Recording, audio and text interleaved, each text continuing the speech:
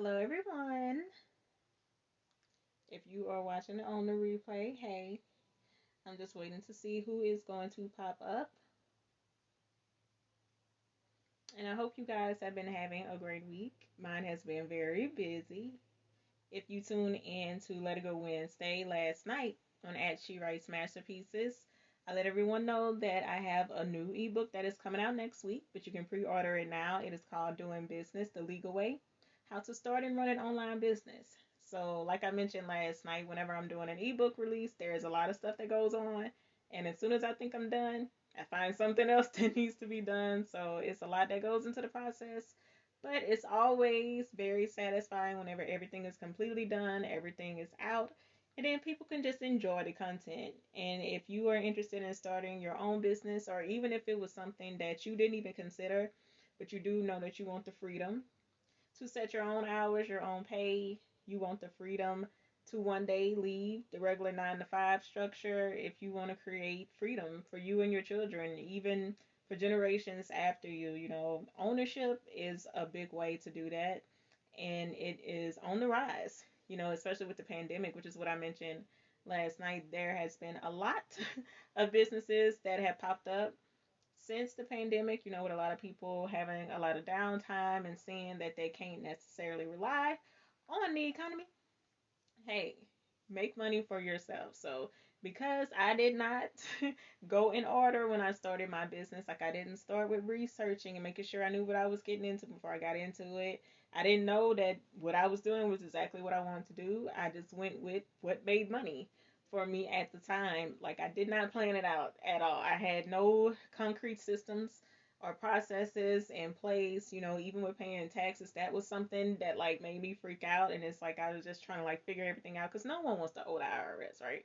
So it was like I was just binge reading all this content on the IRS website. Like I even went to go visit the IRS building in the city where I lived at the time. Like that's how like anxious I was about it.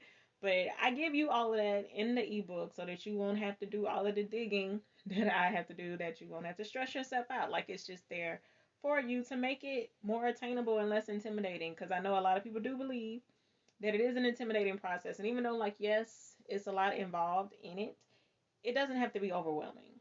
It can be very approachable and it can be done. So in this ebook, I outline a lot of different things to help you see how easy the process can be. So if you are interested in pre-ordering your copy, go to the link in my bio, and that is Doing Business the Legal Way: How to Start and Run an Online Business. So let me do a time check. It is 6:03. So tonight's video, I just wanted to share a personal story. Usually I have like this list of tips that I share depending on whatever the topic is, but tonight I just wanted to share a personal story with you and teach you to do differently than I did, because one of the main reasons why I offer career services is because I needed them whenever I was in the regular workforce world. And especially when I first started out, like I forgot, I want to say, I think I did not go to the career services building at LSU until I was a junior, I think. So from the time I was a freshman up until then, it's like I was just doing things on my own, and just putting things out there and hoping that something stuck. And oftentimes it really didn't. And it wasn't until I got intentional about what I was doing that I started to get the jobs that I actually wanted. But then, because I didn't refresh on what was out there, what was new, what was changing, I hit a plateau again, which eventually led to me owning my own business. So it wasn't that bad, but I wanted to start from the beginning. So when I was a freshman in college, so I did not get my first job until I was a sophomore. But at the time, I was planning on figuring out what I was going to do over the summer.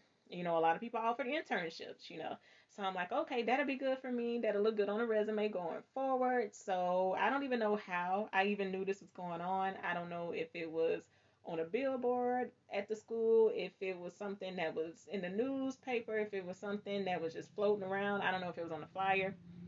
I don't know. All I know is that I knew that they were meeting at a meeting at a certain time, and I intended to be there.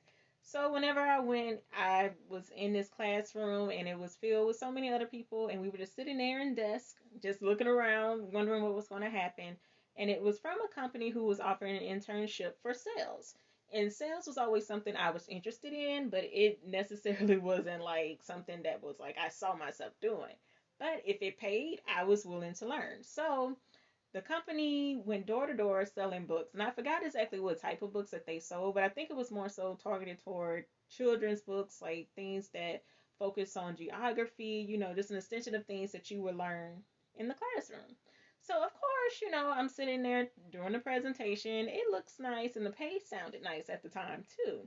However, they did expect you to meet their quotas. They did expect you to sell a certain amount of books. And of course, for the people who sold really well in previous years, they allowed them to come in and chat, to hype you up about it, to make you want to go ahead and sign up. So I knew while I was sitting there, this is not something that I see myself doing, not even something that I necessarily want to do, but because I always had the mindset that, well, hey, if I have to do it, I will do it. So I sat through the whole entire presentation, and there were multiple moments during the presentation to where the guy was asking, like, hey, if you don't think this is for you, you can get up and you can leave right now. It won't be any hard feelings. So there were so many people who were getting up to leave, but I was like, nah, I don't want to be seen as a quitter. It's like I want to see this out to the end. Each desk there were applications, but he was like, do not fill these out until the end, right? So, and pay attention to that part because that's going to come right back around. So, it got to the point to where the people who were left in the room after these multiple instances to where he asked if it was anyone who wanted to leave, you can do so. So now we were broken apart to where, okay, we were pulled into a separate classroom and it was just two of us. So, of course, I was paired with this girl who was on her stuff. In high school, she was the leader on all of these different teams and organizations, and she had all these leadership skills. And she was like, I even had sales experience from like doing Girl Scouts. Like she had a lot of things like that on her resume already. And it's like, how is that even possible? Because I know for a fact when I was in high school, even though I was involved in organizations, I didn't want a leadership position because I didn't want to be bothered. It's like, look, let me just get my experience here so I can put it on a resume when I do these college applications, but I'm not trying to be bothered with being in leadership and taking control for events and making sure that all the other students are in line and in order. I didn't want that headache. However, whenever someone needed me to fill in and I need to step up into a position for a day or two, then I was that person. But every time that there were elections, I was like, nah, don't even nominate me. And if I was nominated, don't vote for me. Like, that was the type of person that I was. But I did see how that came to be harmful later on because I didn't have that leadership aspect, even though I knew I could be a leader, but there was no proof of it. So while I'm sitting in here, and of course he let her go first. So now it's like, well, how am I supposed to compete with that? Like, what do you want me to say? However, I tried to play up whatever experience I did have, but how sometimes we fabricate things and it's not necessarily the truth. However, people can pick up on that. People know when you are not being yourself. They know when you're not being authentic. And something that I did not know that I was doing at that time was performing. And I would continue to perform for many years after that because, again, I did not know that's what I was doing. That's called emotional work, which is why I would be tired after doing it. So basically, I'm sitting there just quiet, like no real expression on my face while the other girl is talking. But as soon as he's like, okay, so tell me about you. Okay, so, and it's like as soon as the attention's not on me again, I go back to this. So it's a performance. When I'm on, but it's like when I'm off, I'm off. It was an obvious difference. But again, I'm not aware of this, but I know now that's something that the guy picked up. So, of course, he wasn't going to let each other know what his decision was going to be, but he called me out of the room. And at this point, it was like, look, I think I know where this is going. And it's like, even though I would have loved to have that experience, just to be away from home for the first time and also to make my own money for the first time, I wasn't passionate about it. It wasn't something that I wanted to do because even with the living arrangements, I think, did they say you live with a host family or something like that? I would not have been comfortable with that at all. So I still do believe that it worked out in my favor. But at the time, like I said, I had the mindset if it's something I have to do, I'll just suck it up and do it. But when we went out into the hallway, like I don't even remember exactly what this guy said to me. But he didn't come out and say, I don't think you would be a great fit. He talked around it. Because for a while, I didn't even know what he was saying to me. And it wasn't until I felt him inching the application out of my hand that it became apparent that it's like, oh, that's what he's telling me. And that's the reason why he emphasized not filling out the application, because he was going to get that back from me and hand it to someone else to see if they could fill their numbers. Because again, they were really big on quotas. We have someone who joined. Hello. So this guy was really big on quotas. Well, not necessarily him, but the company. And of course, with him getting paid, he has to meet certain quotas. So he's like, look, I'm not even going to let you fill this out. Like, whoever puts their name on this paper, they have to be willing to make us money. And I don't think that you are. And even though he did not say that, I know that's what the thought process was. But of course, I'm 18 at the time, and it's like I internalized everything. So, of course, I'm sitting up there going back and forth thinking, well, is it me? Is it something about me? What was it? You know, it's like, why couldn't he just give me a chance? I could have learned. But I did not realize I could not fake my way through that. I was not showing up as my authentic self. And the beautiful thing about it, my authentic self was great. However, I just did not believe in her enough at the time. And on paper, it didn't seem like she existed, so it was difficult for me to show other people that. And this is something that, like, my sister and I would talk about all the time. Like, if only teachers would have known, like, how much talent that we had. However, it's like we weren't going to be the ones that were like, hey, pick me, pick me. And I've noticed now it's not necessarily about wanting attention, but it's about owning your abilities and knowing how good you are, knowing what you are capable of, which I did not have at the time. So there's one opportunity that literally like slipped out of my fingers. But I know now, had I really received that opportunity, it would not have worked out. And the guy knew that. So, like I mentioned to you guys earlier, so when I did get my first job, that was a student worker position because I was on work study, so I didn't have to do interviewing for that. And I don't think I had to interview until my junior year. And of course, when I interviewed, I got that job. And every job that I interviewed for after that, all the way through my grad school years, I got them. Like I was used to going in and showing up, and it's like, all right, you're great. Here you go, right? And when I graduated from grad school, things took a drastic turn. And I tell people all the time, it's almost like having a master's degree was the plague.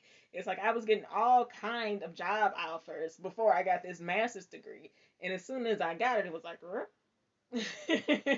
like, what is it? And of course, at the time I was like, well, I don't think anyone wants to pay me. And now I know, Erica, like, you wouldn't even want to pay you. Because at that time, I was not in that great of a space.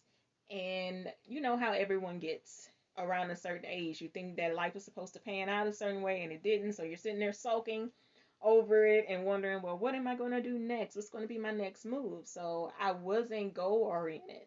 I wasn't focused on anything in particular. It was like, well, whatever I can get that's kind of sort of like what I want, but not going at exactly after what I wanted. So during that time, after graduating from grad school, I was at a job that I did not like, and it was not going anywhere. And of course, like a lot of changes came in when there was a new owner, and I was not making as much as I was making before. And it's like, I can't stay here. Like, it literally was, I cannot afford to stay here because what I was making was reduced to half, and it just was not going to cover all of my expenses. So, of course, naturally, I thought that I'm just going to, do like I had been doing. The next job that I interview for, I'm going to get it. I'm going to have options. I'm going to be able to tell these people no. However, I could not even pretend as if I even wanted to be in these places because I really did not want to be there at all. Even me having to go through multiple interviews, I felt as if that was something that I didn't do. It's like the first one that I interviewed for, like, okay, we want you, so here you go. So me having to do multiple interviews at different places, that was new for me. So having to do them over and over and then getting rejections and sometimes hearing nothing from people. Because in addition to me showing up for interviews, I'm also submitting things online and hearing absolutely nothing from people, just crickets. And when I tell you guys that I was lowering my standards, like I said, I was just grasping at straws, just trying to see what I can get. And when I tell you I was getting nothing. And there was this one interview that I showed up to. And when I tell y'all, I was so over it. I was so over it. It was cold that day. So when I got in the office, I did not want to get out of my jacket. And even while I was sitting in there, so it was a weird setup. So I actually interviewed in a space where I would have been working, and it was I'm not going to say what it was associated with. However, they were doing research, and they had me like seated at one of like the cubicles where I would be seated, and they were sitting like right next to me, right? So that's how the interview was taking place. And I'm sitting there, y'all. Like I said, I was cold, didn't want to get out of my jacket. I'm sitting there with my hands in my pocket, not wanting to take them out. And we had to go over a list of certain things that would be discussed during the surveys because they were telephone surveys. So you had to have your pronunciation like on point. And when I tell y'all, like, I was just stumbling over everything. Like, I was not using any of like the training I had had before because I worked at a learning center and like we had to work with like a lot of syllables, breaking words apart, even when it's nonsense words, like making sense out of them. All of that went out the window, and it was like I didn't even care enough to try, and I was trying to pretend like I cared. When I was trying to explain to her like why I wanted to interview instead of just being real, like, look, it's been so and so months since my last position. I've been looking, so it's like this came up, but I'm still trying to make it seem like, well, I've worked here at this institution before, so I still want to be connected with it, like making all this stuff up that was not true at all. And like I soldiered through the interview process and the trial run, but it didn't go well. So I wasn't surprised when I heard back from her and she was like, okay, so we decided to go with someone else. And it was kind of a relief. However, because it was something that wasn't at the top of my list and the pay was not that great, it's like, so y'all gonna say no to me? It's one of those things where you would have preferred to say no to the person. And shortly after that, so I think it was like a couple of months after that, so I was back at this institution, but in a different department. And I went in so rehearsed. I don't even know if anything that I mentioned in that interview was authentic. And even with the things that I did mention that did sound great, I don't care. Like if I have to say this in order to get this job, I am going to say it. And even though I'm naturally a person where I can walk into a room and it's like I can engage with the other people and we can have a good camaraderie going on, but it's like, look, y'all, I don't care. And at this point, I was just over it, and I just wanted to get through it. I just wanted to be done.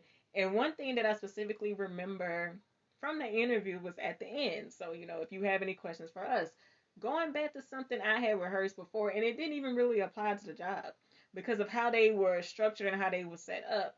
And I knew that this position wasn't something where people could be there for a long time because I think that's what my question was related to. Like, was it any room for mobility?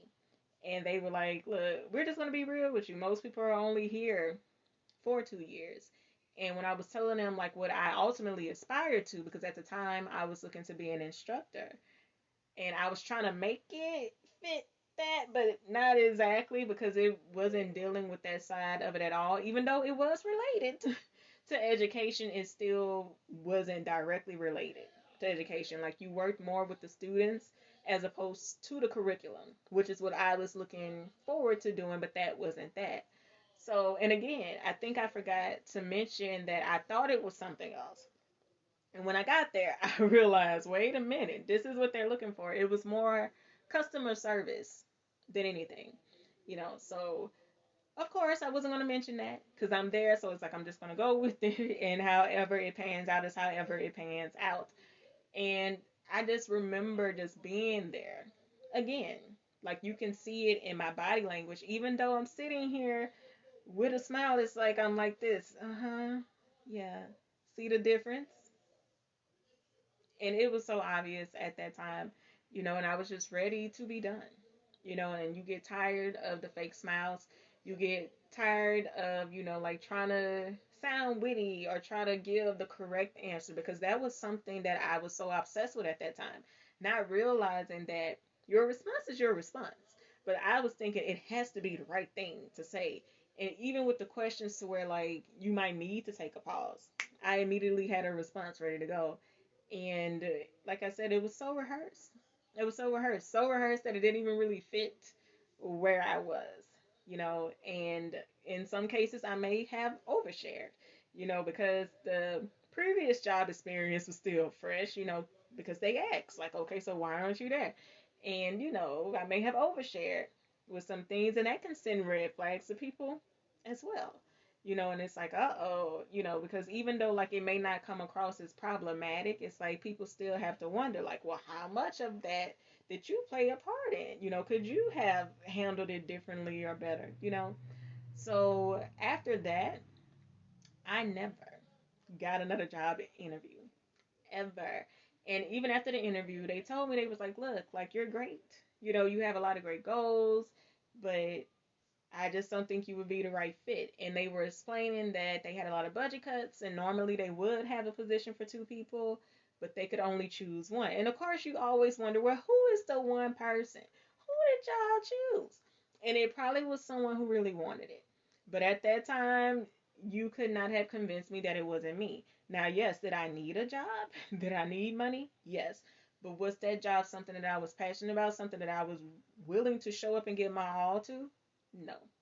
And people could see it.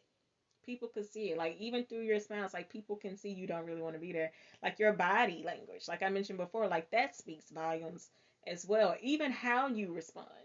Oftentimes when you're quick to respond, that can send a red flag. When you have an answer for everything, that could be a red flag. Like, a lot of the times it's best to just sit there and pause to think and then respond, because that shows that you don't make rash decisions. That shows that you're not just looking to give something that's just going to please someone else. It's like, no, you're looking to give a solution that's going to be beneficial to everyone, and not just what's going to look good on your part, like you're the one who came up with this. There are a lot of things that people can pick out from interviews, and even if you look great on paper, which was something that I did, when you show up and you are not showing up as your real self, and you are trying to just do way too much to try to make it seem like you are this right person, that can be a key indicator that you're the wrong person. But the great thing about it is that you can learn from your mistakes, which is what I did, because I did not realize that that was just preparing me to be a business owner, you know, working through all of those things. Because even though I didn't have to go through the process of interviewing anymore, now I have to communicate with clients, well, potential clients that I'm trying to convert to my actual paying clients. And you have to sell yourself a lot of times. And it's the same thing. Whenever I was showing up, when I first started doing consultations, whenever I was showing up and it's like I'm overly anxious, or this was something that I wish I could have done sooner, like this is really a bad time, even though like I had a schedule to where people could sign up, it still was like, I'm not comfortable doing it at this time. Well, why do you have it available? Like, that's the type of stuff that I used to do. But again, I had the mindset, if it's something I have to do, I'll just push through and do it. And I allowed a lot of people to waste my time. People who just wanted to talk just to talk, but they weren't willing to actually work with me, and it was just a mess once upon a time. But again, it was because I did not know it was okay for me to just show up as me. And I think I might have mentioned this before in a previous video. Whenever I used to try to sell, like other business owners that I saw, I never got those sales. Not one. But whenever I showed up as me, whenever I showed up ready to go, ready to help, ready to give a solution to someone's issue or their problem, ready to just serve and help, guess what? I got those clients. And a lot of them are recurring clients, and they are still here. Which is why, like, I can tell you from personal experience, faking does not work. Like, even though, yes, to a certain extent, you can fake it until you make it, but oftentimes that fakeness is just going to get in the way of you actually making it. And all you're going to make is a mess that you have to go back and clean up later on. So, like I mentioned to you guys at the top of the video, I just wanted to share those stories with you. Pretty much cautionary tales not to make the same mistakes that I made in my career, and to really just take time to really just be real and be honest and be open, be authentic. It is okay to be yourself. And even though I know that you might really want something, think about if it really aligns with your goals. Think about if it really aligns with who you are, who you want to be. How do you see yourself in the future? Because sometimes we can be out here faking it for something that's not even serving us, something that's not going to catapult us. And I've heard of stories of people who were at these wonderful jobs, had great benefits, making a lot of money, but it was eating away at their soul because of what they had to do when they showed up to work every day. They have to perform. They have to do this emotional work, and that is draining. It is tiring. It takes from you. And if you are in a situation where you feel you have to do that, it's time to start planning your escape plan. Because anywhere where you cannot fully be you, that's not the place for you. And it took me a very long time to realize that, but now that I have, I can get on here and I can share these stories with you all. So, thank you guys for tuning in tonight. I hope that you enjoyed those stories. And if you have any questions about your career, feel free to leave me a comment or send me a DM. Also, go to the link in the bio, check out all my services, and also be sure to go to Gumroad. Make sure you pre order my new ebook, Doing Business the Legal Way. But also take a look at the career services that I have available now. So I also have a resume checklist on there. I have thank you letter templates. I have follow-up letter templates. So be sure to check that out. And next year, I'm going to be having a career-related ebook dropping, but I don't know exactly when because it still doesn't exist. But I will get started on that next year. Like I said, I'm just finishing out this year with a clean slate. And like I mentioned before, this will be the second to last video. So next week will be the last Pick My Brain of the year. And also on my personal channel, well, not my personal channel, my personal account at She Writes Masterpieces.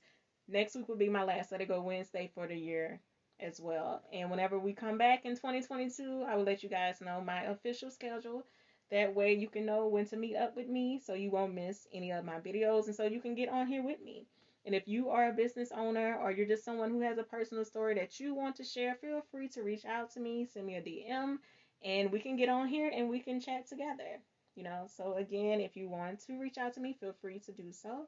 And if you just have any questions in general about anything that you've heard me discuss, not only tonight, but on previous videos, feel free to reach out. And again, I appreciate you guys so much. And I will see you all next week. And I hope that you have a lovely evening. Talk to you guys soon. Bye.